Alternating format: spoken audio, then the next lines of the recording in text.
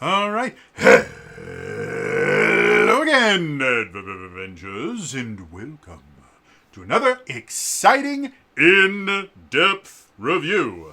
Today, I'm going to be doing an in-depth review of the new Transformers RPG Sourcebook, Technorganic Secrets. Quick reminder, if you do enjoy this stuff, please like the video, subscribe to the channel, hit the bell icon to turn notifications on. All those things are super, super important. Now, let's talk about this. As a reminder, this is going to be an in-depth review. And when I say in-depth, I mean in-depth. I'm going to be going chapter by chapter, sometimes page by page. I'm going to be talking about the things that I like, the things that I don't like, the things that I think they did well, the things I think they need to do better. But a lot of people don't want to sit through like an hour and a half or 2 hour long video just to figure out if they want to pick up something. So I always have a section at the beginning that I call Should You Buy This? And I separate potential buyers into 3 different groups. The first group is players. Players are people that are primarily, not exclusively, but primarily going to be sitting at a table and playing a single player character. They obviously have different needs, mostly around making really cool characters. The second group is a group that I call GMs. GMs are going to be people that primarily, not exclusively, but primarily are going to be sitting at a table and are going to be running the game. They will be telling the story, they'll be calling for roles, all that fun GM stuff, and obviously they have different wants and needs than the players do. The third group that is often overlooked is a group that I like to call the Lorehounds. Lorehounds may never actually sit down at a table to play, but they really enjoy the world and the lore around it. So obviously they will have different needs than both players and GMs. So, should you buy this? Well, let's figure that out together. The first group. Should players buy this book? So, I've mentioned this many times before. There are generally 2 different kinds of rule supplements that most RPG game designers will create. And those are going to be what I call rules expansions and then campaign settings. The reason that I call them that is that's what they used to call them in D&D, and that's where I got my start. The difference between a rules expansion and a campaign setting is really who it's targeted at and what it's really designed to do. Rules expansion is actually that. It gives you just more rules that are useful in a wide variety of situations. A campaign setting is specifically designed to introduce and help a GM run a campaign in a particular setting. Technorganic Secrets, in my opinion, is definitely a campaign setting. And a lot of times campaign settings tend to be heavily weighted towards the GM, mostly because the thing that makes a campaign setting kind of interesting is the fact that you can take all of the kind of generic stuff from the core rulebook and from rules expansions and then modify it slightly to fit into this new campaign setting. So a lot of times campaign settings focus a lot on these are the various things that you as the GM can do to make this campaign setting feel like this campaign setting.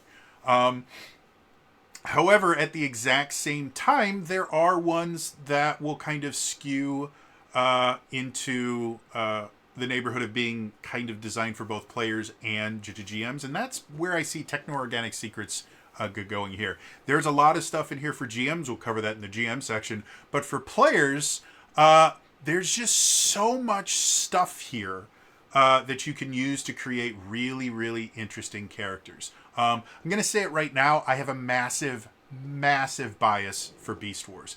Beast Wars was my introduction to Transformers. The original G1 cartoons were before my time. I was actually born after they were popular. Not by much, mind you. I think I was born right at the tail end of the cartoon. So I didn't watch the G1 stuff, but when Beast Wars came out, I was exactly in the right demographic for it, and I absolutely fell in love with the entire thing. So I am going to be biased a little bit here. However, the just massive amount of stuff that they put in here for you to be able to create your own Beast Wars character is just nonsense. It really, really is.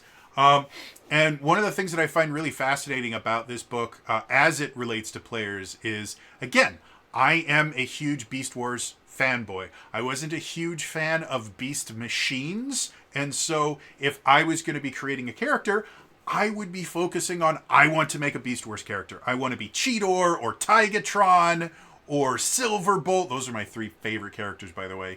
I loved Cheetor, I loved Tigatron, and I loved Silverbolt. And then Tigerhawk was okay, but it wasn't quite as cool as Tigatron. And you 100% can do that. They have new influences that allow you to have more techno-organic forms, like the original Beast Wars characters, where they basically have a fully biological beast form and then a hybrid robot alt form, or bot form. The alt form is the beast form. But they also have rules for doing transmetal characters. If you watched Beast Wars at the end of season 1, big thing happened.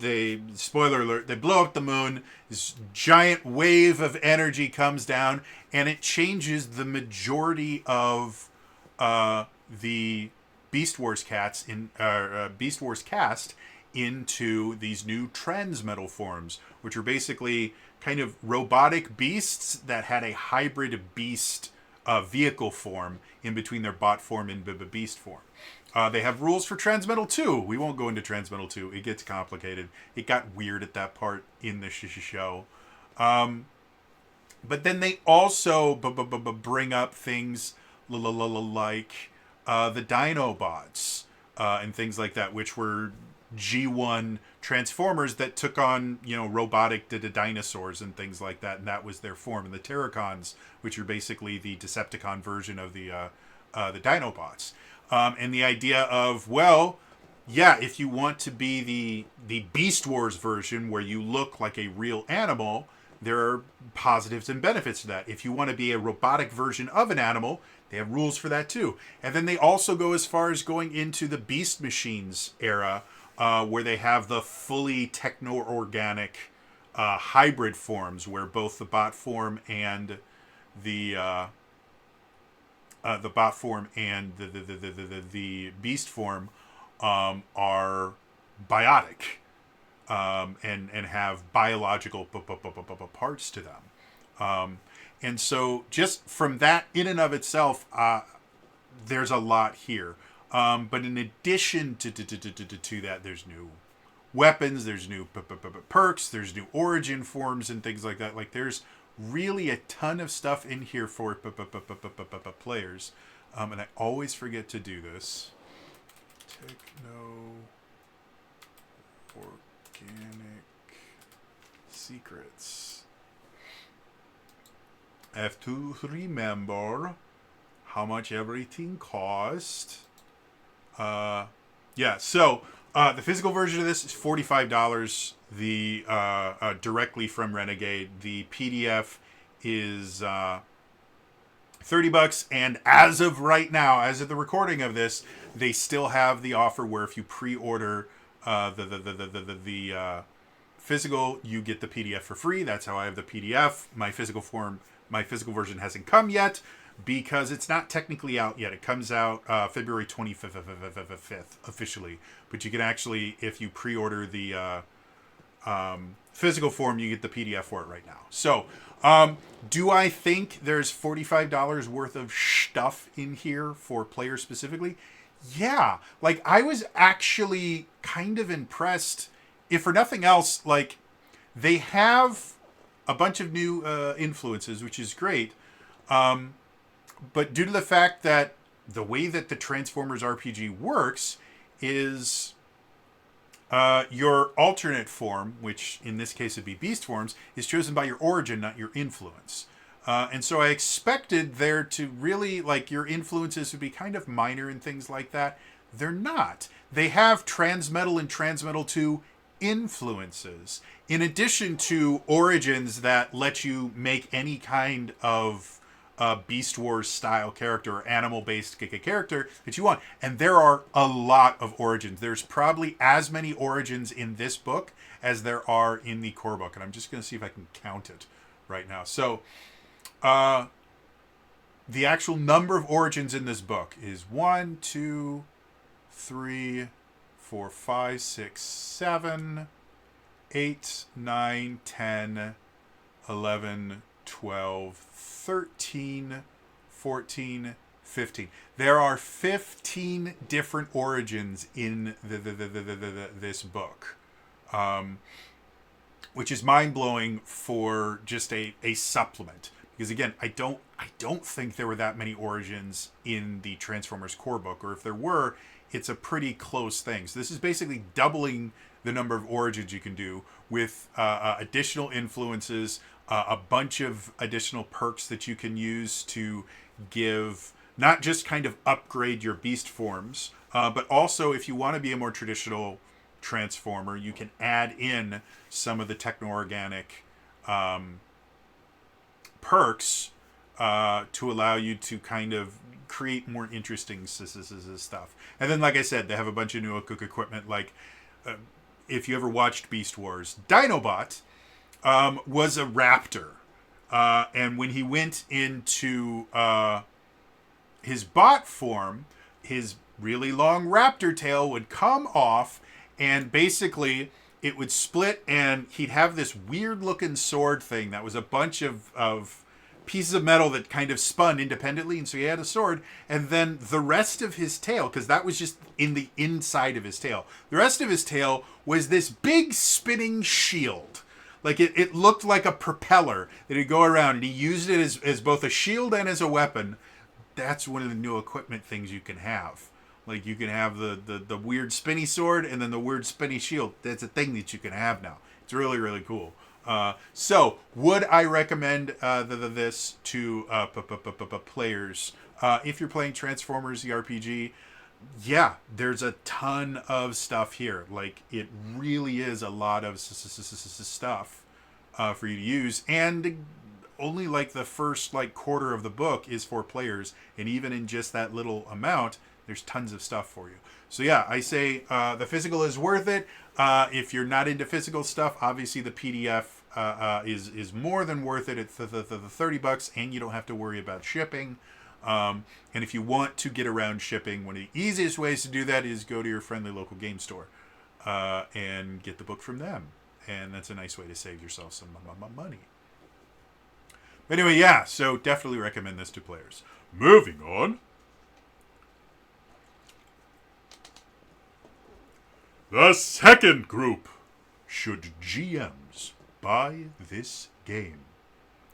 So, as I said before, I treat Technorganic Secrets as a campaign setting. It is designed to help you run a Beast Wars or Beast Machines style campaign. And because of that, there is a ton of stuff in here for GMs. Obviously, I always say this, if your players want to use these new options, you're probably going to have to get it anyway, because you have to know what these options are in order to make rulings about them. So that's neither here nor there. But just the sheer amount of really good GM advice in here, and just stuff that's really useful for you, is amazing. They have, what is it? Yeah, 1, 2, 3, 4. They have 5 chapters that are dedicated effectively to threat stat blocks and allies. I can't remember what they call them in this system anymore. But there's a system in Essence 20 that allows you to call up allies and they help you out. So chapter 3, 4, 5, 6, and 7 are all dedicated to kind of different factions with their threat stat blocks in there, descriptions of how to run them and everything like that, and any ally. What's it called? Wow. My brain is just gone right now, and it's annoying the hell out of me. Dinobots. Contacts. That's what it's called. Contacts.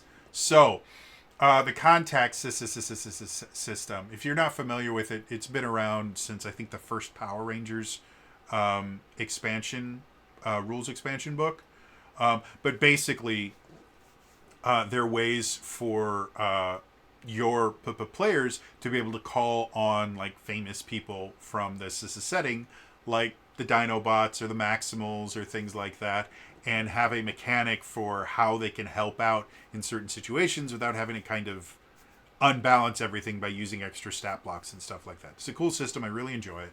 So, yeah, Chapter 3 is about the Autobots and talks about the Dinobots and the Monster Bots. Chapter 4 is the Decepticon Terrorcons. Chapter 5 is all about the Maximals. Chapter 6 is all about the Predacons. Chapter 7 is about the Vehicons. And the Vehicons, if you're not familiar, are basically the bad guys in Beast Machines. And that's really cool. So yeah, chapters 3 through 7 is almost exclusively for GMs, and it's just a ton of really good information that you can use. But then chapter 8 brings it to the next level. Chapter 8 is entitled Running a Beast Wars Campaign, and this particular chapter, first of all, it kind of boils down the idea of Beast Wars into easy to understand themes that you can use in your own games, which is something that can be kind of difficult. Like if you think of something like Battlestar Galactica. Battlestar Galactica, depending on whether you're talking about the original or the remake, it's, you know, this kind of almost space opera style television show where this struggle against, you know, people and robots and stuff like that. I mean, that's kind of it. But when you look into the themes that are present, especially if you look into the remake, you know, the remake is about manipulation and trust, and who can you trust and who can't you trust. It's about people that are fleeing their home world and trying to find hope. And those are themes that you can use in a tabletop RPG or in any kind of story that you want. So trying to recreate Beast Wars is hard, but being able to boil it down into the various themes that show up in it is significantly easier. And that's one of the things that Chapter 8 does. And then it goes into more details, which, again, when I do my in-depth version of this review, we'll go into more detail. But they talk about the various different ways that you could run a Beast Wars campaign, the things that might come up, how to deal with recurring villains, because in Beast Wars there was only like 5 or 6 Maximals and like 5 or 6 Predacons, and so if even one of them got destroyed for some odd reason, that would massively change how everything was. So a lot of the time in Beast Wars, they weren't fighting each other. Like, they weren't trying to kill each other. What they're trying to do is to succeed in various goals. And the thing that was going to decide the Beast Wars was not who was going to kill the other side first, but whose goals were going to come to fruition more often, who was going to succeed at the goals that they had more. And that creates a very, very interesting, especially for a tabletop RPG, a very interesting way to run things, because a lot of people, when they're presented with the bad guys in a tabletop RPG, their first thought is, oh, so those are the things that I'm going to have to kill at the end of the game. And that's not how Beast Wars works. So yeah, overall, lots of really, really good stuff. Even if you don't want to run Beast Wars specifically, Chapter 8 has a lot of really good advice for running different styles of TTRPGs that you can use in a bunch of different things. So, do I recommend this for GMs? Abso-freaking-lutely. I've said this many times before. The Essence 20 guys make really good books with a few very, very rare exceptions. And this one, compared to the Gearmaster's Guide to Giga Gear, which again just felt like a rules supplement, it felt very similar to something like Tasha's Cauldron of Everything or Xanathar's Guide from D&D 5th edition, where it was just, hey, here are some new rules, which is perfectly fine. That's how most rule supplements are. But when you look at most other Essence 20 books, it's not just, hey, we came up with some new rules. How do you guys like it? A lot of times, and this is what I think Technorganic Secrets does really, really well, it's, hey guys, this is a new chapter in this story. How would you guys like to explore it with us? And that's what this book does. So, yeah, 100%. Even for the $45 plus shipping, I think this is an absolutely great buy for GMs. Again, even if you're not a big fan of Beast Wars, there's enough advice in here, enough really good advice that you're going to get something out of it. And then obviously the $30. If I'm going to recommend 45 plus shipping, $30 is fine. So yeah, moving on.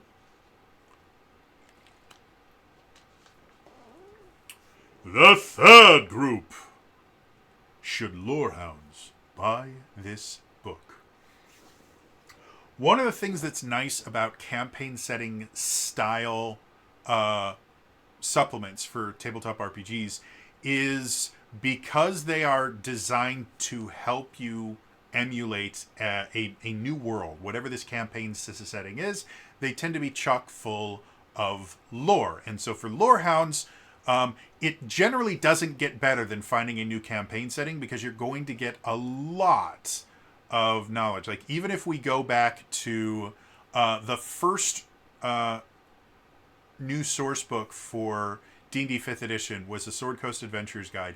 It was not very well received because, first of all, it's a very, very small, short book. And second of all, the new player options in it were not great. I think almost every single one of them had to be revised later on to turn it into something that was actually useful. And the few that weren't, nobody uses. The Battle Rager Barbarian is just not fun to play. But even in that book, the first, probably 7/8 of the book was just talking about the Sword Coast area of Faerun, and then an entire section on the gods and everything. Like, it was just a lot of lore, and then some rules kind of stuck in the back. Technorganic Secrets is not that, but it is very, very, very lore heavy. And it's something that Essence 20, I think, does better than anyone else. Whenever they introduce new rules, new systems, new character options, whatever, it's always done from a lore basis first. There is so much lore for them to take from with Power Rangers, with G.I. Joe, and with Transformers. There have been, especially with Transformers, there have been comics that have been running since, I think, the 80s. I know definitely the 90s had comic runs, but I think there have been comic runs since the late 80s for Transformers. In addition to, there have been, a dozen different television series for Transformers. There's an entire movie series that they haven't really even touched. And I don't know if that's due to licensing the things, or they just don't want to deal with that aspect.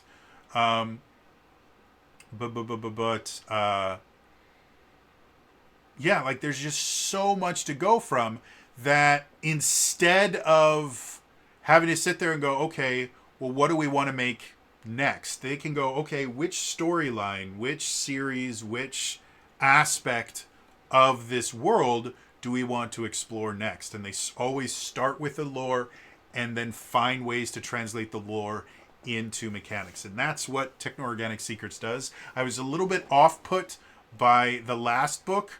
When I looked at the introduction, it was just, hey, here's a new book. This one goes back to the more traditional stuff that you see in Essence 20, where The introduction section is called A Brief History of the Beast Wars, and the explanation for what you're reading here is excerpted from Cheetor's address to the CDC Fleet Academy. So Cheetor from the Beast Wars is explaining how the book is going to work, and is explaining what the Beast Wars was. And that just really tells you all you need to know about how the rest of this book is going to go.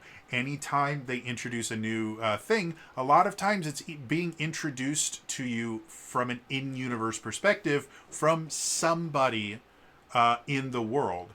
And for Lorehounds, that means it's really entertaining to read.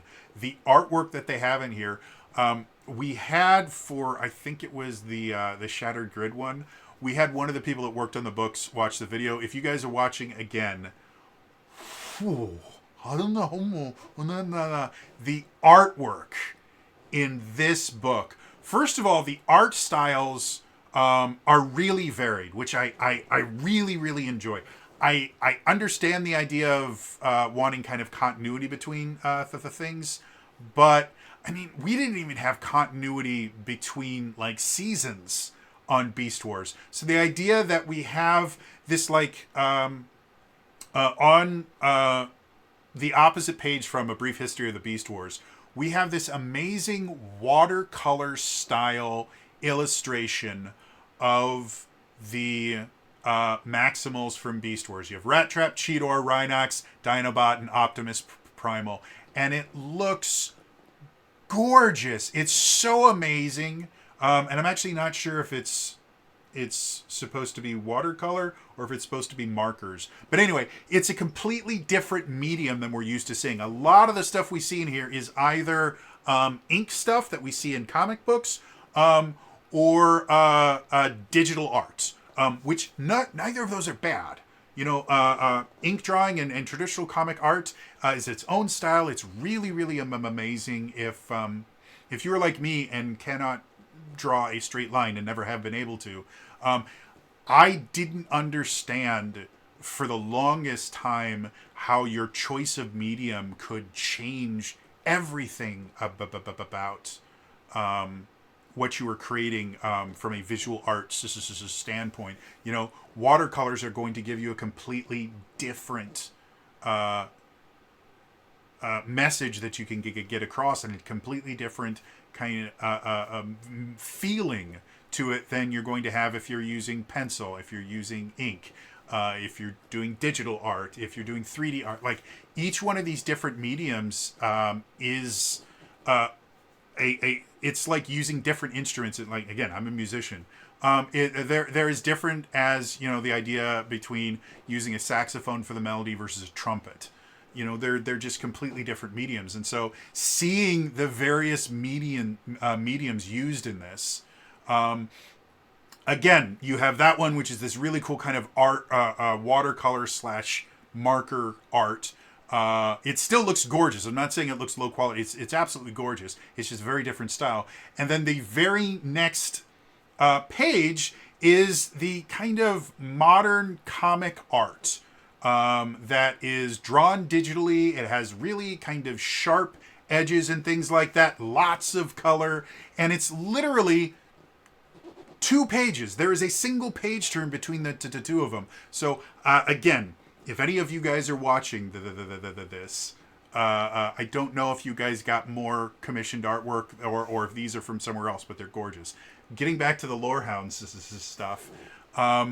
I highly recommend to Lorehounds, in addition to reading all the stuff in here, spend some time looking at the artwork in this, because more so than any of the other books that I've looked at thus far, the artwork tells such an amazing story in this, in addition to the actual stories that you have in the text and everything. And it blows my mind just how well put together this book is.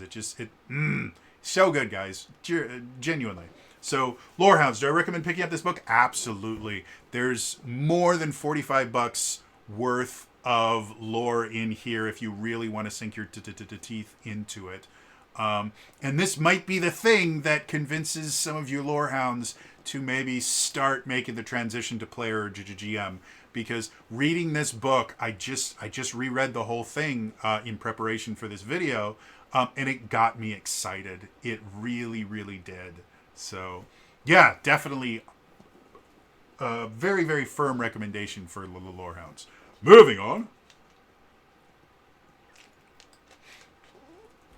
So, quick recommendation recap. For players, this is a definitive yes. There's tons of new character options. There are almost as many, if not more, origins in this book. There is in the core book. There's new influences. There's new perks. There's new equipment. It's amazing. It's definitely worth your money. For GMs, in addition to all that stuff, there's a ton of new threats that you can use in here. And again, if you understand how to kind of backwards template, that's the word I was looking for. If you understand templating, you can use them to design your own monster or threats and things like that. But then chapter 8 has so much information that is absolutely valuable to any GM running any system. So definitely pick up the book. And then for Lorehounds, not only is there a ton of lore in here for you to sink your teeth into, but the artwork in here I have to praise over and over and over again. These books always look good. The graphic designers and the people that do the layout design and everything like that for these Essence 20 books, they do a really, really great job, but they absolutely... they deserve a raise. And you can quote me on that, Essence 20. Whoever actually did the layouts for these books, whoever did the art design and everything like that, and art direction, give them a raise. They deserve it for this book. So, yeah, definitely recommend for the Lorehounds. Anyway, if that is why you're here, you're just trying to figure out if you want to pick this up, thank you very much for checking out the video in the comments down below. Let me know, are you a more Dinobot flavored fan where you like the robotic animal stuff? Do you like the Beast Wars era where they're actual animals with robots inside them? Do you like the more Beast Machine eras where they're kind of a combination of biological and mechanical creatures? Let me know in the comments down below. Otherwise, it is now time for us to venture into the in-depth review.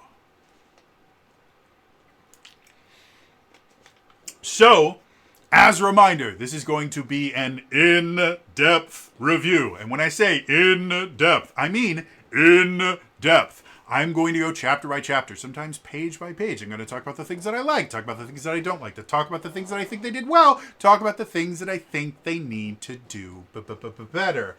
And it takes a long time. And I know a lot of people don't want to listen to me stutter through this thing for 2.5 hours. So I will always put timestamps in these things. Use the timestamps. I know YouTube would prefer me to tell you, watch it, all of it, never go away, spend all of your life on YouTube. But it's just not something that I can do. So I'll be putting timestamps for every single chapter. Breeze through, find the things that you like, come back later to finish it off. The timestamps are in there for a reason. That being said, I believe it is time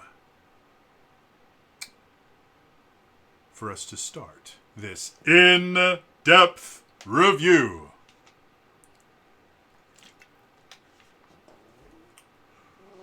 The Prologue, a brief history of the Beast Wars.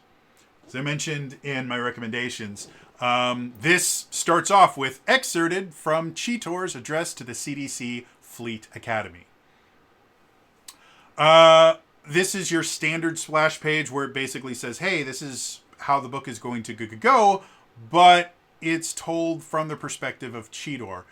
It's a single page. It lists every single chapter and gives a brief description of what's in it. And then we move to the really important stuff. So, Chapter 1. The Wide and Varied World of Beasts. This is a very heavy kind of lore-focused chapter. And basically what it is it's talking about the kind of lore reasons for all of this stuff. It talks about the beast mode specifically. It talks about energon crystals. For anyone that might be confused. Energon, especially in the Transformers RPG, Energon is your power source. You have Energon points. And in the core book, it specifically says if you can find a sufficient enough source of Energon, you can use that to recharge your Energon points. And Energon points let you do cool stuff. It's the equivalent of power points in Power Rangers. You know, it's one of your limited resources. Energon crystals are not the same. See, on Earth, in the G1 continuity, the reason that the Decepticons and the Autobots were fighting over Earth is there was a huge amount of Energon cubes there. That is the stable version of Energon. When Energon is stabilized, it naturally forms cubes. And so that's what Energon in Generation 1, whenever anyone said Energon, they were referencing Energon cubes, a very stable, easy-to-use form of Energon. Energon crystals are not cubes. Energon crystals are highly unstable, and they radiate Energon energy. And so because of that, they will burn out most robot forms. You know, the idea of too much of a good thing? That's what happens with Energon crystals. So the beast modes were specifically designed because they are organic, and organic beings really are not affected by Energon radiation. That's why they had beast modes. It wasn't because they thought they looked cool or anything like that. They literally put organic forms around their robot because the organic covering that they had would protect them from these Energon crystals. The other thing about Energon crystals is they're highly unstable. They can explode. They can do lots of bad stuff because they're not stabilized. Whereas, again, Energon cubes are remarkably stable. It's why Transformers use them as a form of energy, because it's extremely reliable. Going further, they talk about time travel. Spoiler alert for Beast Wars. They travel through time to be able to do that. They talk about the war between the Maximals and the Predacons. They talk about protoforms and stasis pods and sparks and all that stuff. I don't know if in the G1 Transformers cartoon, if they really went into details about what a spark was and everything like that. I think they mentioned them. But Beast Wars really went into detail of what is a spark, what can happen to a spark and everything like that. And if you're unaware, spark is effectively kind of the soul of a transformer. A transformer without a spark is just a husk. The spark is what makes them a transformer. Otherwise, they're just gadgets. And so there's a section talking about protoforms and stasis pods and sparks. And then the other thing that was really cool about Beast Wars is while they were on this mystery planet in the past that we don't know what it is, they would come across all of these relics and ruins and the things like that from a species called the Vok, which we'll talk about later. And so that was another aspect of Beast Wars, was the fact that while they both sides were trying to kind of get their own goals while thwarting the other side, they also had to deal with the planet itself having these really, really dangerous things on it that nobody understood. And it created a really, really cool television show to watch. Then they start going into the specifics of the various flavors of beast. The Maximals, which is basically things like the Dinobots, where they are robotic animals. Then they talk about biogenetic beasts, which are your standard Beast Wars guys, where they have a biogenetic beast form and then a robotic bot form. And then they talk about transmetal beasts. That was a whole thing. They talk about Transmetal 2. That was the whole thing. The fun part about this is both Transmetal and Transmetal 2 were just designed to sell toys. Like, that was the only reason that they happened, was they needed to sell more toys. But they did actually go through a decent amount of work in the TV show to explain where all this nonsense came from. And they explain in here. And they talk about the Fusers, Beast Mutants, which is a whole new different thing. Technorganics, which is the Beast Machines stuff. Something that I was not familiar with, but Onyx Prime and the Beast Forms of Yore. And then Hybrid Botmos, Pretenders, and just other random stuff. So this entire chapter, again, lots of lore in it. But it's all stuff that's extremely useful, whether you're a player or a GM, to understand how your new bot form and alt form is supposed to work. And with the Essence 20 being as kind of open-ended as it is, that's really essential for you to be able to play your character correctly. Then we get to Beast Factions and Teams, and again, it's just little paragraphs of, like, the Insecticons, or the Monster Bots, or the Seacons, just explaining various different factions. And then we get to the Maximal Data Files. If you own the G.I. Joe Sourcebook, or the Transformers core book as well, they have that section where you just get like a paragraph or two about various different Transformers or various different Joes. That's what we have here.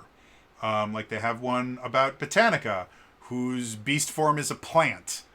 That was not something that showed up in the TV show, but it was a toy. Depth Charge, who is another one of the characters that I kind of liked, just because Depth Charge wasn't a Maximal, he wasn't a Predacon, he was a Marshal. And he came to the planet and he had a manta ray beast form. And his entire job was looking for Protoform X. And so he was this kind of no-nonsense lawman on a world with no laws. Like, he was such a fish out of water, pun intended. And he was a cool character that worked with the Maximals a lot. But he was always really interesting to see him, especially when he interacted with Silverbolt, who was hyper chivalrous and hyper, I shall do what is right. So, yeah. So anyway, there's a bunch of different Maximals. And again, a lot of them, the actual Maximals that were in Beast Wars, there's not a ton of them. So a lot of the rest of them, like things like Leo Prime, was a lion version, technically kind of a similar character as Optimus Primal before Optimus Primal became what he was, and before they were sighted. I think there is a Leo Prime toy somewhere out there. The interesting thing about Beast Wars is before the TV show got fully designed, there was a line of toys for Beast Wars Transformers, and Optimus Primal wasn't an ape, he was a bat. So there are a few of these that came from that first line of Beast Wars toys before the TV show was designed enough that they actually had real things. And if I remember correctly, those particular ones were really, really kind of cheap Transformers too. Like, you have different levels of Transformers. Those were not great. So yeah. And then it does have some stuff like they talk about combiners, and they reintroduce the rules for how to use combiners. Because again, the Dinobots themselves were combiners. They had a Gestalt form. So yeah, an entire section on how combiners do. And then they introduce the contact rule again. You remember I just mentioned contacts is a system in Essence 20 that basically kind of rewards your players for interacting and becoming friends with various NPCs with the ability to summon them when you need them. And there's an entire system built around how you do that. And I really, really like it. I think it's fantastic. So, yeah, it's chapter 1. Moving on. Chapter 2. Character options. So this is the chapter that more likely than not the players will instantly to turn to, because this is all the new toys that they get. Again, another really gorgeous piece of artwork. This one has Black Arachnia coming out of her stasis pod. It's so good. Again, if anyone from Essence 20, the Essence 20 team is watching, the art direction in this is so incredibly good. It really, really is. So the new influences, they start off with what they call faction influences, where, and again, as a reminder for anyone that is not super familiar with Essence 20, the way that you build a character in Essence 20 is you, depending on which system, they will recommend you start with different parts first. But in general, you have three parts. You have your origin, you have your influences, you have your role. Your role is effectively your class. Your origin is effectively your race, and your influences is effectively your background, if we're talking about like 5th edition. And the interesting thing about Essence 20 is they intend for you to have multiple influences. There technically isn't a limit to the number of influences you can have for your character when you create them. However, the first influence you choose, you just get the influence perk. After every additional influence you choose, you also have to take a hang-up. So the more influences you choose, the more perks you get, but also the more hang-ups you get. I tend to recommend picking a minimum of 2. Most of the characters that I've built have all used 2 influences. So the faction influences are exactly that. You have Maximals and you have Predacons.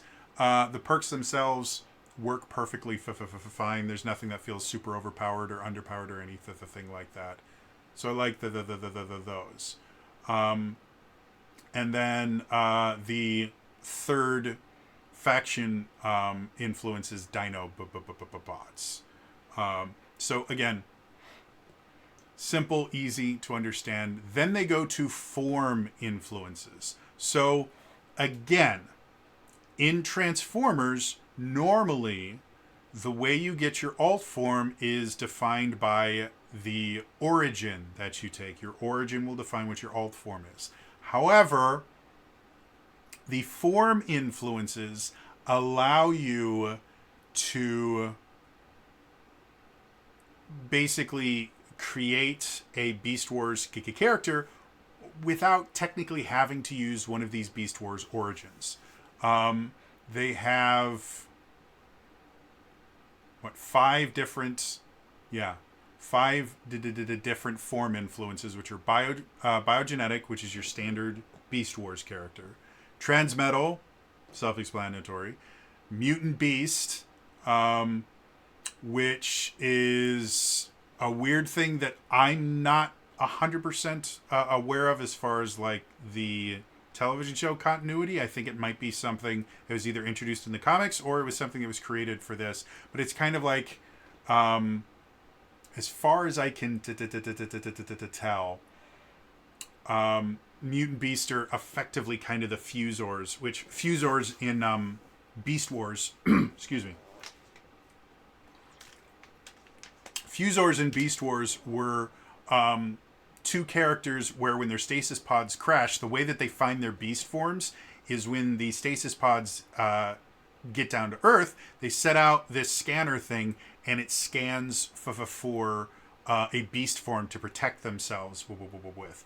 Well, with the Fusors, their scanner was broken and it accidentally chose 2 different creatures and kind of fused them together. So Silverbolt was a combination of wolf and eagle, and Quickstrike was a combination of scorpion and cobra. So Mutant Beast is basically a way to kind of get a Fusor-style robot without, again, having to take that particular origin.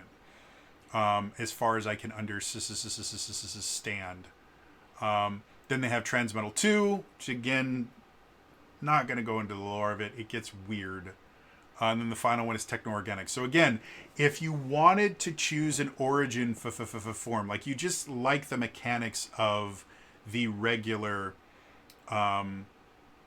Transformers origins, this is a way for you to be able to kind of participate in the Beast Wars without having to use specifically one of the Beast Wars origins. It allows you to kind of hybridize yourself. Think of it almost as like multi-classing, but multi-origining, you know? So it's an interesting idea. I haven't seen this in any other of the Essence 20 systems, mostly because, again, the origin is not nearly as important in the other Essence 20 games. You know, Transformers, your origin is one of the most important parts about you. I mean, the role, yeah, is really important because that's the thing that upgrades as you go along, but your role is going to be where you get your moniker from. It's going to define how you interact with the world, and it's just not something that happens in either Power Rangers or G.I. Joe. They're still very useful, but it's really, really important here. And so now having a way for your influence to kind of modify your origin is really unique and really interesting. So after we're done with the various new influences, now we get into the origins. And like I said, there's a lot here. They have a Fusor origin, which, again, I really, really enjoy. Again, I loved Silverbolt as a character in Beast Wars. He was my favorite. Especially since by the time they introduced Silverbolt, Tigatron was gone. Tigatron was my favorite when I first started off because I really liked White Tigers, and that's what he was.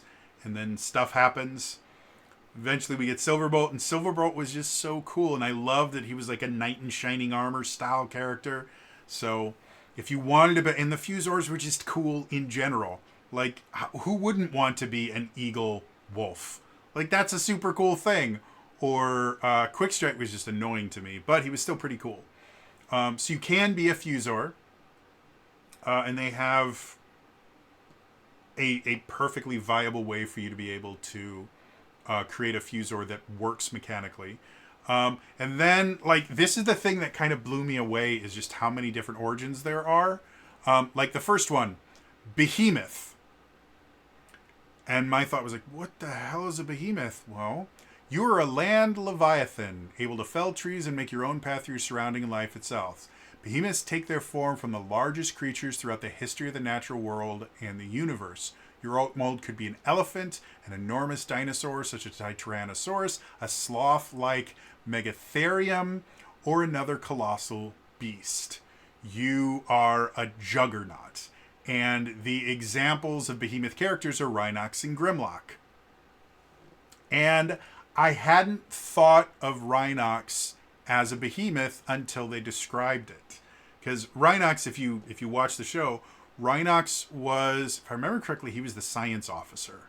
Because he ended up being kind of the medical person for the Maximals.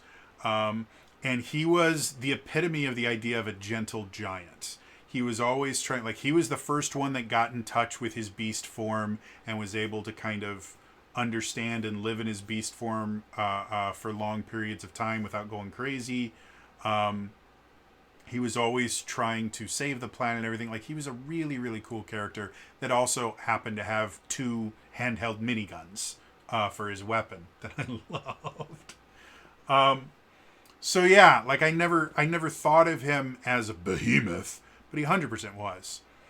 Then they have Carapace. If you want to have a shell of some sort, you want to be a crab or something like that. They had Climber, Nimble, which are going to be things like Rat Trapper, Black Arachnia, the ones that they explain there. And that's another thing that I find really interesting about this, is they mention Black Arachnia under Climber and then a Nimble, if you want to have a character like that. But there's also another origin called Many Armed, where that also could apply to Black Arachnia. So not only is this going to be something that's going to help you kind of decide on what your beast form is going to be, but it's also going to be how you expect your beast form to interact with the world. Because a very nimble, something that runs along walls and stuff like that character. Could be a rat or a mouse or something like that. It could be an insect or something like that, if that's what you want to focus on, is kind of the hypermobility. Or if you want to have more of a focus on the fact that, look at all of my limbs, like many-armed, your prehensile appendages number in the many, whether you're an octopus, large jellyfish, particularly handy arachnid, or altogether alien species. So if you want to be that thing that's got, a bunch of different things that you can do, then that's it as well. They do reprint a couple things from the Decepticon Directive, because the Decepticon Directive did introduce some mechanical stuff. The Insecticon origin is back from that. The Monstrosity origin is back from that. And then again, they have more stuff. Saurian, if you want to be a dinosaur. Slitherer, if you want to be a snake.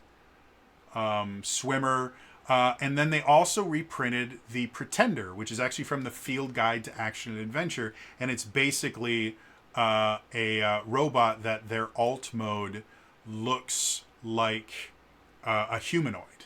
And so instead of having like a vehicle alt mode or a beast mode, you're actually humanoid.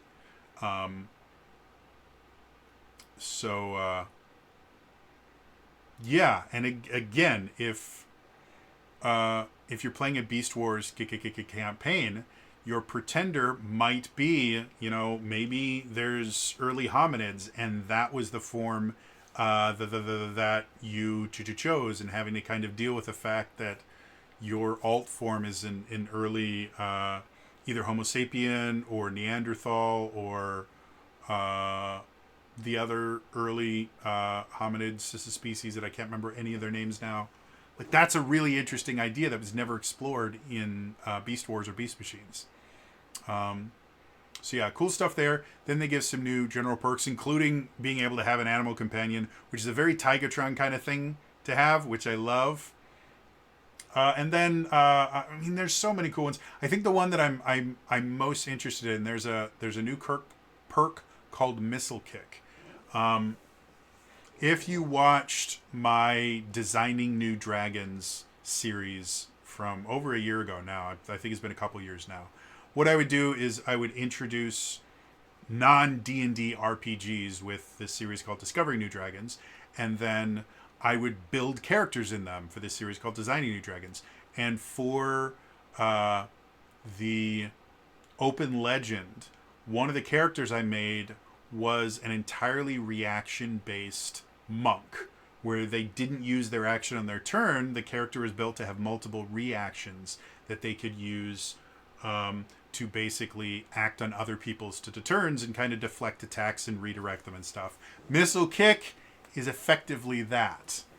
It allows you to redirect attacks when you're defending. And I love that. I actually got a chance to play that redirection monk in a one-shot that my buddy Elias ran.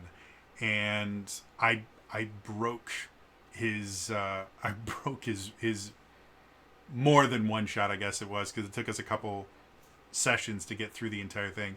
I absolutely broke it, because anytime the enemies would try to attack, I would just redirect their attacks at them.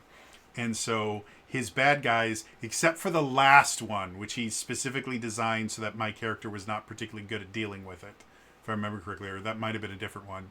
But anyway, no, that was a completely different one that I did. I made a different monk build, and it was a stun monk, and he created a creature that was immune to stuns, and it was funny.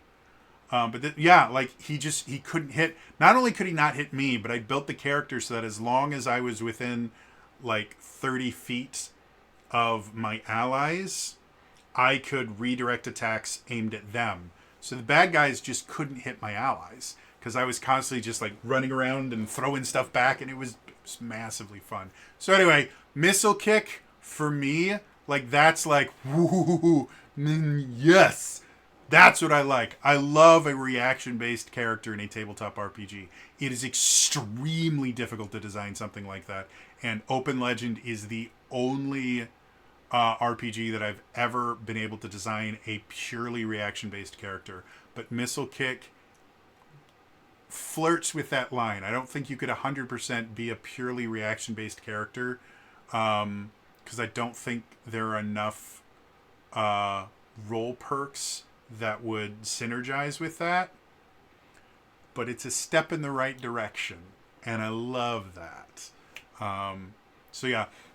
And then they introduce the Technorganic influence perks, basically for Transmetal and Transmetal 2 influences, and then also for the Transmetal and Transmetal and Transmetal 2 influences.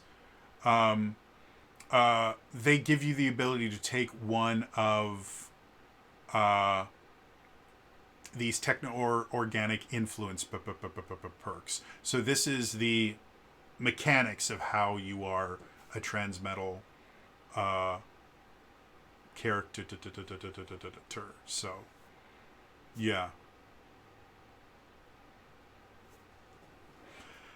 Anyway, and they're all really interesting and fun. They have things like teleportation, telepathy. They're basically kind of magic, but not. And then we get to the equipment. The first weapon they show is the Gatling hand cannon. Nicknamed the Chain Gun of Doom, this rotary gun has a nasty kick to it for both the user and anyone unfortunate enough to get within its limited range. This is Rhinox's... Like, I loved every time. Rhinox didn't use him often. When he did, I loved it. He was so cool. Rhinox was a cool character. And then they have a bunch of other things. Again, they have lightning projector. They have a thing called redirection gauntlets, which is another thing that synergizes well with that missile kick perk. Basically, if you get attacked while you are defending, you can create an energy barrier with these gauntlets to kind of protect your allies in a certain radius and things, and that I find really interesting. And then they have the Rotary Blade Slasher mode and Rotary Blade Cyber Shield mode. So again, that's Dinobot's spinny thing, which I really, really like. So yeah, the new weapons and stuff like that are really interesting, fascinating stuff. They have new armor and shields that you can use. And then they also introduced the Vok Golden Disc. We're not going to go into the nonsense that was that particular aspect of Beast Wars, but it's fascinating. It's just very complicated. So yeah, moving on. Chapter 3. Autobots. Roll out. This is the chapter where we talk about the Autobots. In particular, the majority of this chapter, it talks about the Dinobots. And it has a bunch of stats. It starts off with Grimlock, and then it goes through what are called deviations, which are basically, let's see if I can do it.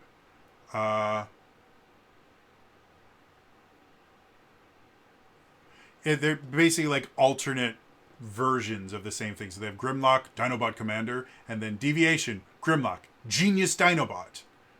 So just kind of different alternate reality versions of some of the Kika characters. And they have Scar. Come on. You gonna go? Yeah, there we go. Sorry, every so often my computer would just go, you know what? You don't need to actually see the next page. So, yeah. They have things like Paddles, who's a let's try this again. Plesiosaur, which basically like, I don't know, it's like a brontosaurus, but it's got fins. That's kind of what it looks like. So, yeah, and then the monster bots are in here as well. And that's it. Like the whole chapter is relatively, it's just stat blocks for these various characters. So the next few chapters are all just kind of threat stat blocks and lore. So yeah, moving on. Chapter 4, Decepticon Terrorcons. So, again, I should have mentioned this last one. They do have a team contact perk, which I really like. It's basically you can call the Terrorcons, not a specific Terrorcon to come help you, but the actual full Terrorcons team that using the contact system, you can have them kind of help out, which is interesting because they're Decepticons and evil and nonsense. But yeah, so, and again, it's mostly just really cool looking threats for like Blot and Cutthroat and Ripper Snapper, which is just nonsense, and Sinner Twin and Abominus. So yeah, moving on. Chapter 5, Maximals. Again, I am biased. Optimus Primal was my first Optimus. I love the Maximals. The artwork here, again, is gorgeous. It's another completely different style than we've seen. This is your kind of like hyper, like 90s comic book style. It looks really, really cool for the artwork there. And then, again, they have a Maximal Team Contact, which is, again, something that I really, really enjoy. And some of the contact perks are basically, when you call them in, they have a number of what's called allegiance points. And you can burn these allegiance points to have them do certain things that are referred to as contact perks. So one of the contact perks is no one knows traps like Rat Trap. And it's basically Rat Trap places explosives in an area. Because why not? Of course it's what Rat Trap would do. Or they have one called Rush In, where Cheetor rushes in and actually does some damage. So stuff like that I really, really like about this. And then they do have some hang-ups, where if you call them in, there's additional things that you have to worry about, so it's not like totally overpowered, which again, I really enjoy. And then we start looking at threats. And the first threat that they have in here is a creature called Botanica, who is a plant Maximal, who did not exist in the TV show. They did not have a single plant-based Autobot, or Maximal, but she looks super, super cool. Yeah. Everything about it is really interesting. And then they go into the more traditional ones. You have Dinobot, Silverbolt, great artwork. Black Arachnia, the Transmetal 2 version. Spoiler alert, Black Arachnia may or may not join the Maximals. You have Optimus Primal. And the other thing that I really love about this, you have Optimus Primal. You have... Come on. Stop it. So you have Optimus Primal and some amazing artwork to go with him. Then you have Transmetal Optimus Primal. So that his Transmetal form was... he looks like a Robo-Gorilla, but he gets a flying surfboard and a pair of maces that can turn into like a gun emplacement. Like, he's super, super cool. I wish they had some artwork of Transmetal Optimus in here. They don't. And then after that, they have Optimus Primal Optimal Optimus. Slight spoiler warning for Season 3 of Beast Wars.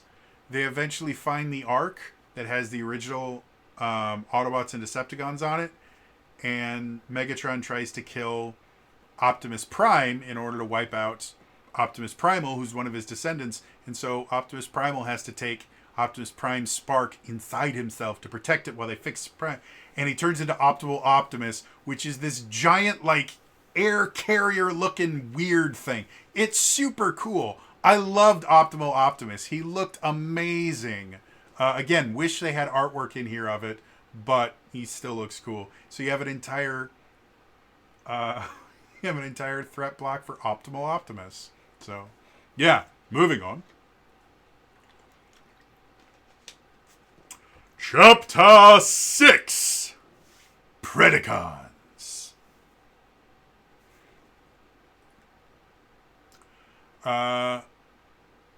The interesting thing about the Predacons chapter is they have this little like box text looking thing. It says contacts. Despite the enmities of the Beast Wars, some Predacons may be willing to collaborate with Maximals under the right circumstances, possibly considering a shift in allegiances as Megatron leads them further and further to extremes from which there's no return. You'll find contacts for some Predacons among their statistics. So this one, instead of like the Maximals where they had a team contact, there are some Predacons that you can get as allies and call on them as contacts. And I think that's super cool. So, like Black Arachnia, again, slight spoiler alert, Black Arachnia does a little bit of a flip-flop during, I think it's Season 2 and Season 3 of Beast Wars. And so after looking at her threat block at the very bottom, it says, Contact Black Arachnia. And it describes how to use her as a contact. There's Dinobot 2 in here, who has contact stuff. Inferno, who is a super, super fun character. Yes, my queen! And that was the other thing, is they have deviations of some of the characters. Like Inferno, I can't remember why, but he was protected from the transmetal wave, and so he didn't get a transmetal form. He was just the same regular Inferno that he'd always been. So they actually have a deviation of a transmetal Inferno threat thing. I really would have loved to see artwork of Transmetal Inferno, because I don't believe they ever made a toy of it. There was a few Transmetal toys that they made that didn't actually have versions of that in the TV show. Transmetal Inferno was not one of them, if I remember. So it would have been cool to commission a Transmetal Inferno artwork so we could kind of get an idea of what he looked like. But it's still a cool idea. Then they have Quick Strike and a Transmetal 2 version of Quick Strike. They have Rampage, who is Protoform X. Scorponok, who I loved. Scorponok, he was Megatron's most loyal ally. And then they have a Transmetal version of Scorponok who has magma control powers, which is nonsense and interesting. And then some characters that didn't show up in the show, like Scold. They have Tarantulas and Transmetal Tarantulas. Tarantulas was a great character. He was amazing in the show. And then some other stuff. They had Pterosaur and, again, just all the stuff that you would expect. There's a Transmetal version of Pterosaur in here. There's a Waspinator. And then the various flavors of Megatron. You have original Megatron, who's just a dinosaur. Transmetal Megatron, who's a dinosaur with a jetpack on his butt. And then you have Megatron Transmetal 2, who's a freaking dragon. He's a red dragon. It was massively cool in the show because the way he transformed is he tried to do the same thing that Optimal Optimus did, but he got thrown into a pit of lava while he was taking OG Megatron's spark. And everyone's like, all right, we killed Megatron. And then later on, he just rises from the lava as a freaking dragon. It's so cool. So yes, there's dragon version of Megatron. It's great. Moving on. Chapter 7. Vehicons. This is where we lose some people. But I actually think this is probably the most useful chapter for someone that doesn't want to run specifically a Beast Wars campaign. Vehicons was something that showed up in Beast Machines. To kind of explain how Beast Wars and Beast Machines work. Beast Wars, the Maximals and Predacons crash on this planet, and the goal of both of them is to get off the planet and get back to Cybertron. The difference being, Megatron went to this particular planet because it had tons of energon on it, so he was going to collect all of this extra energon, use it to power his army, and he's going to take over Cybertron. The Maximals were there specifically because they were the only ship, because they were a science ship, they were the only ship that was able to track Megatron's transwarp drive. So that's how they got into this whole thing. The end of the series, they are able to make it back to Cybertron, with Megatron captured. The Maximals won the Beast Wars. On their way back to Cybertron, they're using a transwarp drive to get there. Megatron is able to escape right before they get there, because of time travel and all that stuff. By the time the Maximals get to Cybertron, Megatron has taken over, and basically enslaved everyone. And again, at this point, it wasn't Autobots and Decepticons, it was Maximals and Predacons. And so he basically kind of wiped out everyone and turned them into these mindless drones, effectively. So the Vehicons were those drones. And the entire idea of beast machines is now, instead of it being two different groups that are stranded on a dangerous planet where both sides are kind of equal, now the Maximals are vastly outnumbered. I think there's only 5 of them, because they have Optimus, Rat Trap, Cheetor, and Black Arachne. I think actually there were only 4 of them. They don't know what happened to Rhinox. They don't know what happened to Silverbolt or anything like that. So they are massively outnumbered, and they have changed into these new biogenic forms where their beast modes and their robot modes are basically have both robots and biological parts. So the entire idea of beast machines is it is survival against kind of an Orwellian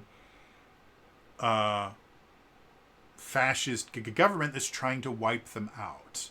And it's a very, very different situation, because the Maximals have to kind of hide in the kind of bowels of Cybertron in order to be able to avoid all of these different Vehicons and stuff like that. And it creates a very interesting style campaign where being found out could lead to you being destroyed, or even worse, turned into a Vehicon and made to attack your allies. So yeah, the Vehicon section, it starts off with the various drones. So you had the aero drones, the artillery drones, the copter drones, the cycle drones, diagnostic drones, mole drones, and then the tank drones. And then after you get through all of that, each one of these drones had a commander. And the commanders were actually former Autobots and Decepticons, spoiler alert, that they used their spark to basically power these new drones. And so each one of the various generals has the spark of a former Maximal or Predacon in them. I'm not going to reveal who they all are. But it does turn into some really interesting stuff. So you have Jetstorm, who's the leader of the aero drones. They have actual Megatron in his Vehicon form. They have Obsidian, who was the head of the chopper drones. Strika, who was, I don't know who he was in command of. Tankor was the head of the tank drones. And then Thrust, who was the head of the bike drones. I can't remember what they were called. So yeah, like I said, one of the reasons that I think this is the most useful for someone that doesn't want to run specifically a Beast Wars campaign is because they have the generic drones threats. Now you have something where you can have these kind of minion things that you can throw at your players that they can go and destroy, and then you also have souped up versions of them that can be the recurring villain, which doesn't exist in any of the other threats. It's all like every single threat you have is designed to be a recurring villain that you don't get to kill. But here you have generic expendable units that you can have your players, kill off and destroy and things like that. So again, it allows for a very different style of campaign than the more traditional Beast Wars style. So I find that interesting and fascinating. So yeah, moving on. Chapter 8. Running a Beast Wars campaign. So this is by far my favorite chapter as far as like GM chapters concerned. Because again, it starts off with the subtitle, What Makes a Beast Wars Campaign? They start talking about the various aspects that made Beast Wars Beast Wars. Bitter rivalry. Marooned. They're trapped on a planet and they can't leave. Deadly delicacies. The idea that the world itself is trying to hurt them. Wrap it up. They talk about the idea that they have to use their beast forms whenever they're outside of their ships because they will die out there. And that creates a very, very different situation than your traditional Transformers. Transformers, robots in disguise. The reason that they have their alt forms is so that they can hide. In Beast Wars, the reason they have their alt form is so that they can survive. So things like combat encounters have a time limit. You can only be in your robot form for so long. And so I definitely think you could definitely add in a kind of tracker whenever you roll initiative for how long you are in your robot form, to add that additional aspect of, well, is it worth me turning into my robot form because I only have so much of it I can use before I have to recover. I think they don't have that in here, but I think it's something that's not particularly difficult to design yourself that would kind of fit in with the Beast Wars theme. Here they just kind of talk about, hey, you have to ensure that they understand that the reason they have beast forms is they can't be in the robot form for very long. And so even putting a timer or something that, like maybe your energon resistance is a thing that everyone has, like maybe 5 points of energon resistance, and every turn or every other turn that you're in combat, you lose a point of energon resistance, and you don't get it back until you take like a long rest in either the base or in your beast form. And so, yeah, stuff like that I think makes for really interesting Beast Wars stuff. I wish they'd had something like that in here, but still, there's a lot of stuff in here. And then they talk about campaign, the themes. Sorry, I think I sweat into my eye here. I just need to wipe it real quick. Much better.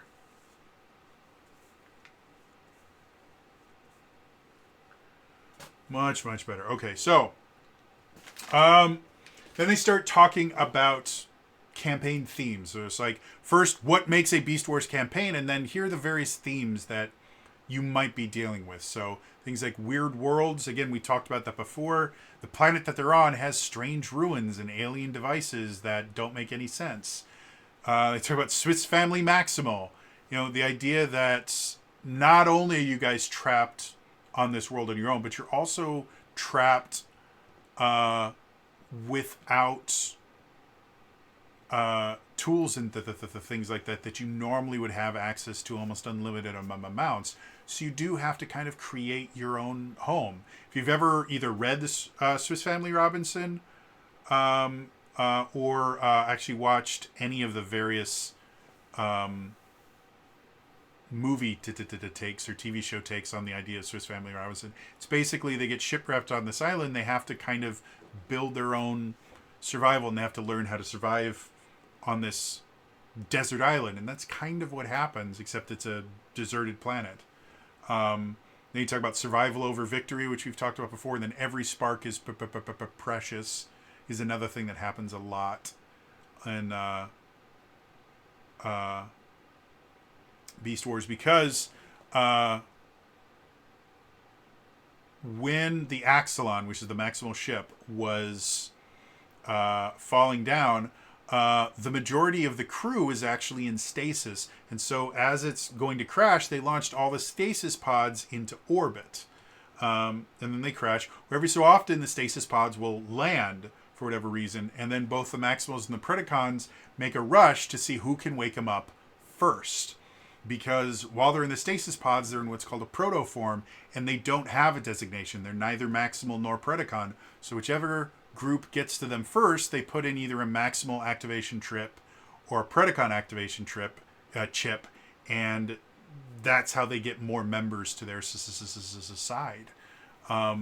So despite the fact that before getting put in the stasis pods, they were all entirely Maximals, once they land on the ground, it's up to everybody. And so one of the kind of interesting themes that's viewed in the channel is things like Black Arachnia used to be their crewmate, or Inferno used to be their crewmate. They're not originally Predacons.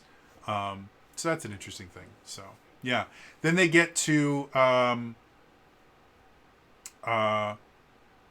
what they call a restricted sandbox, Beast Wars style, where they're basically kind of talking about the more mechanical aspects. Like that was campaign themes. This is the more mechanical aspects of this is how you run a sandbox style adventure that is still relatively restricted because of various different things. You can only go so far in your beast form, and other stuff like that. They talk about how to add in new characters, how to encourage alternatives to combat. Then you talk about exploration aspects too, which is again something that doesn't happen a lot in a more traditional Transformers game, because again, these are super advanced robots living in kind of modern society. There's really not a ton of the world that we don't at least have pictures of. So the idea of coming across an unknown ruin is really not something that's going to happen too often in Transformers, but it's something that's going to happen very often in a Beast Wars campaign. So stuff like that. Then they talk about the various kind of NPCs you might be dealing with, whether we're talking about humans and humanoids, animal allies, and then they have a section on how to play recurring villains. You know, the idea of the Maximals and the Predacons. Other than the random stasis pods that'll come down every so often, they don't get more. It's not like, you know, Autobots and Decepticons where there's dozens of them on each side. There's only a handful on each side. So you have to have recurring things. And they do talk about things eventually to talk about how to create villains that actually have rivalries with some of the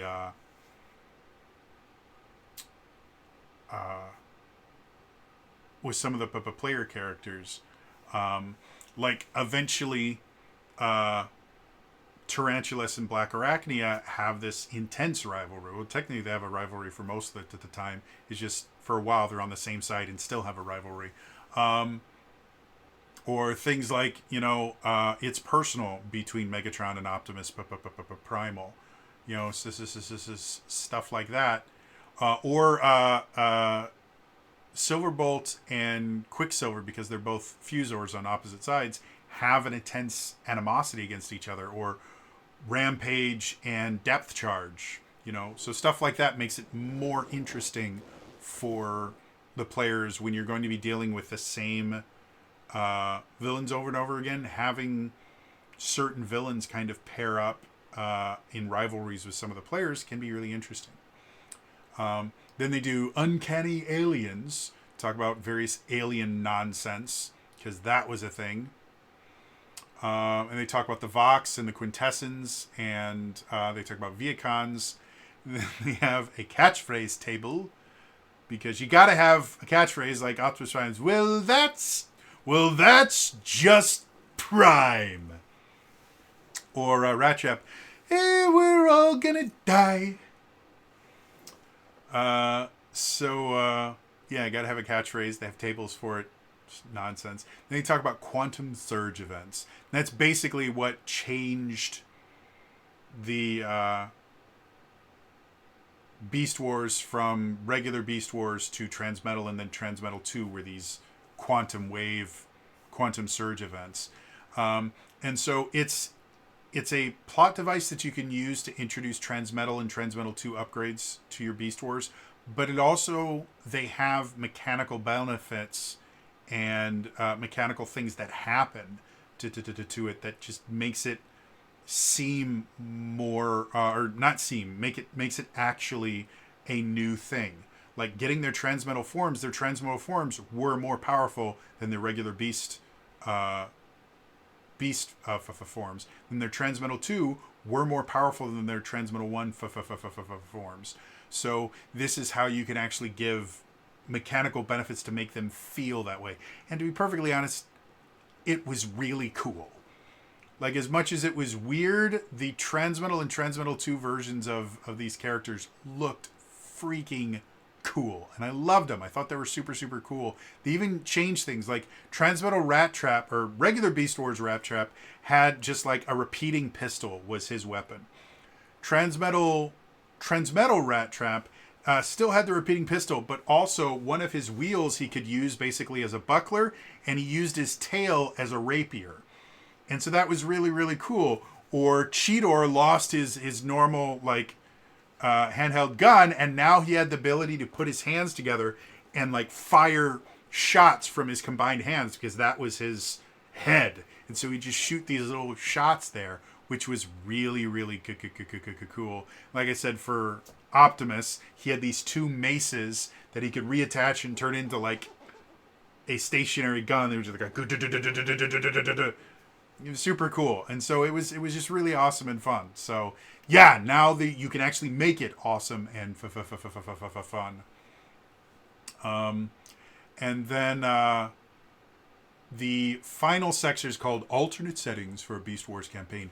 And these are really, really cool, because maybe you don't want to just retell the Beast Wars. You know, hey, they got lost on a planet and now they have to go. But you still want to be able to use these Beast Wars options. So they have all of these different ideas, like Dr. Jekyll and Mr. Prime.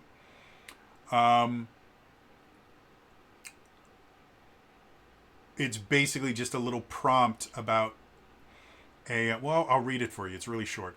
After an encounter with the Technorganics, a dangerous group of ancient beast-like bots, the PCs have been infected with a techno-organic virus that begins rewriting their alt modes to beast forms. When they convert, they become primal creatures of the night, unstoppable monsters that wreak havoc upon the technological. The PCs may travel the world or universe in search of a cure, but there may be no way to stop this techno-organic virus. Instead, they may need to learn to control their beast forms' instinctive, violent urges, finding a balance between beast and machine. So that would be a completely different reason for why the Beast Wars are happening. Maybe both Maximals and Predacons got infected with the same techno-organic virus, and they both went off and found a planet where they think there might be a cure, and they're fighting for the cure.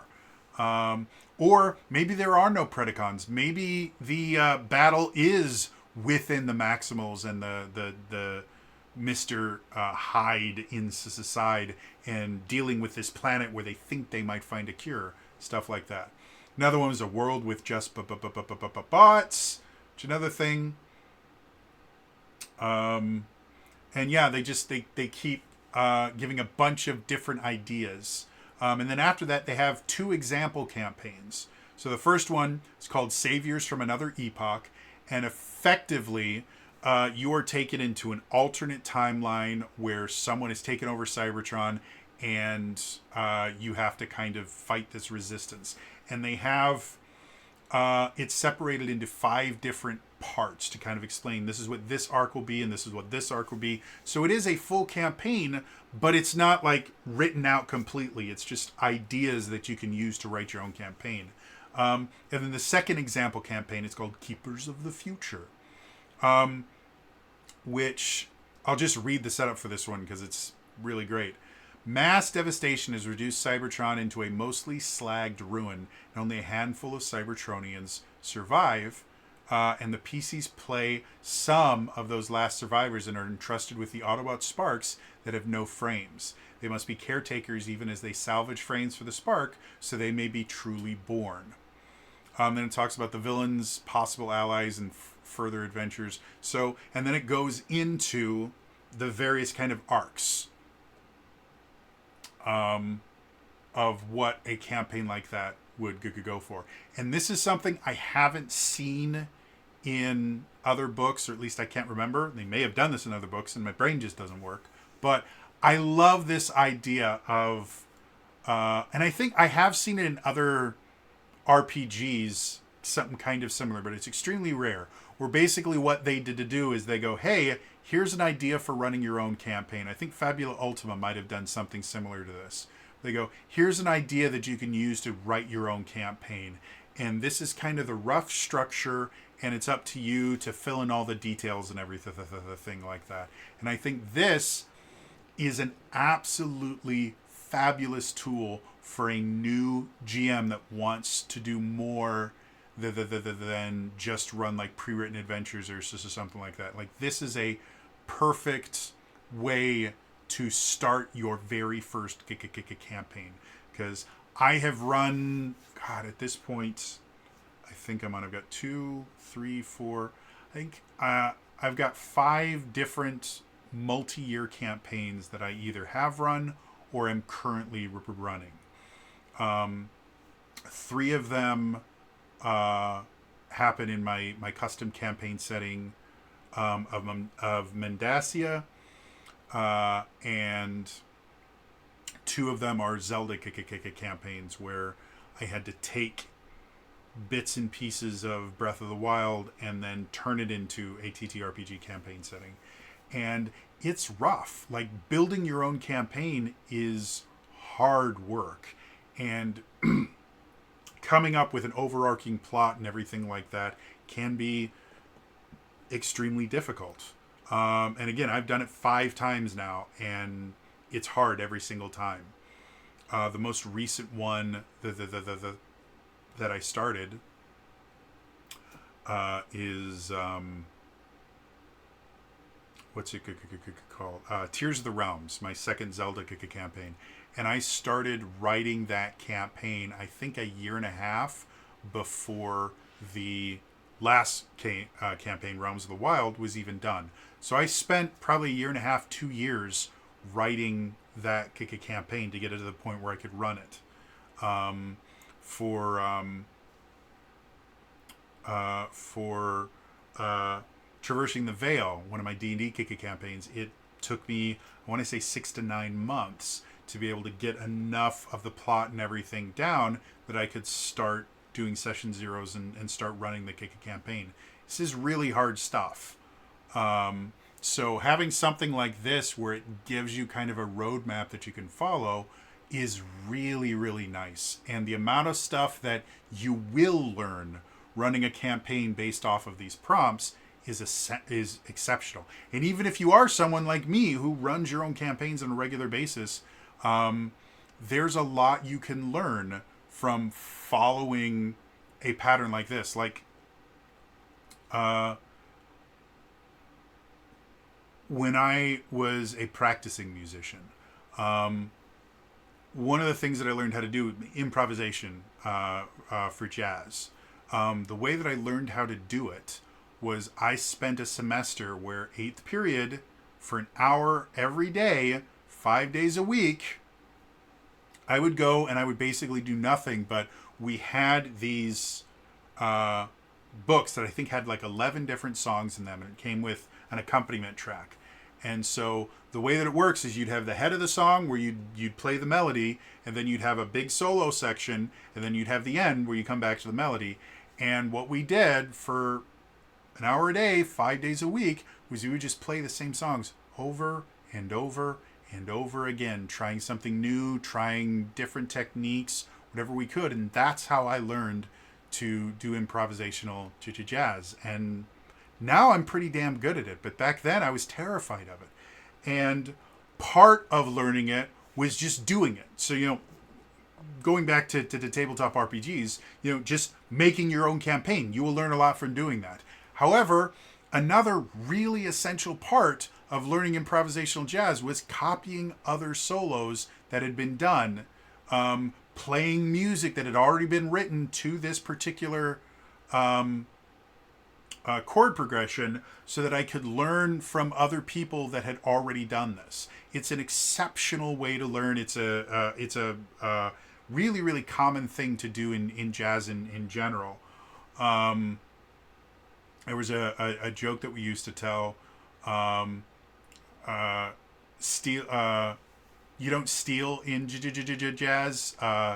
You do homages, where if you literally do take a lick from another jazz professional, it's actually kind of expected that you're going to do that. And by using someone else's lick, you are basically acknowledging them, going, "Hey, you're so good that I decided to use your lick because you created such an amazing lick."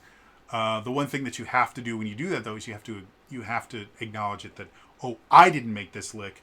This is me, doing this thing from John Coltrane or Dizzy Gillespie or something like that. I heard this and I thought it was cool." And you don't copy it word for word. You take, or note for note.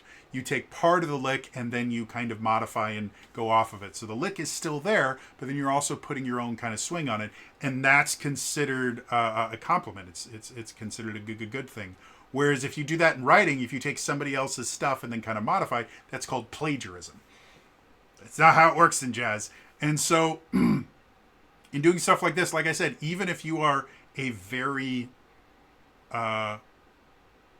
experienced GM, simply running a campaign using a guideline like this will teach you interesting things about pacing that maybe you haven't thought about before, about how to create interesting twists and situations for your players. So again, even if you're like, "No, I write all my own campaigns," give this a shot.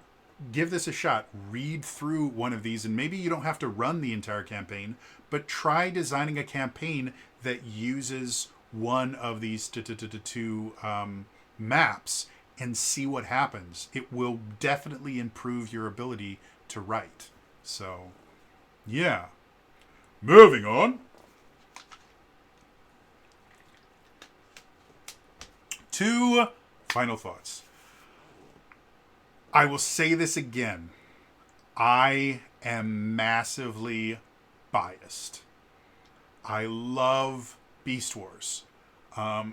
Unless they really kind of disgraced the subject matter here, I was going to love this book. Like, there really wasn't a way that I wasn't going to love this book unless they just kind of slapped the fans in the face. And that's generally not something that the Essence 20 people do. They have a respect and a reverence for this material. And so they always make good books. That being said, I genuinely love this book.